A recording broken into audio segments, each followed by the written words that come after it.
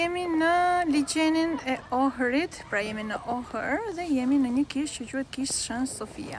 Siç po diskutoni me ca miq, kjo në fakt është një vend që ka qenë sigurisht përpara se feja të krijohet, përpara se krishterët të vinin, dhe ka qenë pra një ndërtesë, pra ku njerëzit në kohët në fiset e lirë, sidomos fiset Enkeleidet, këtu në Ohër, ato këtë ndërtesën që quhen tani Shën Sofia, ka qenë një ndërtesë ku mblidheshin njerëzit e lagjës, gjithë vendit këtu mblidheshin këtu dhe bënin tinguj, faleshin Zotit ose bënin lavdërime.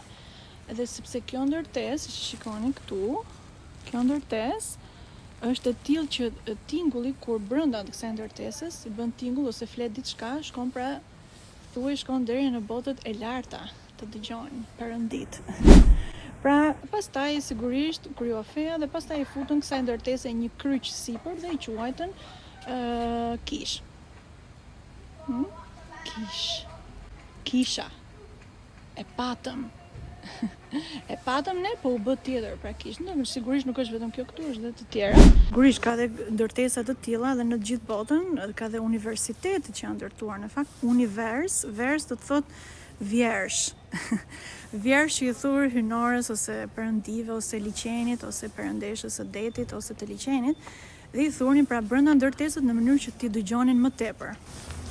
Vjersh, universitet.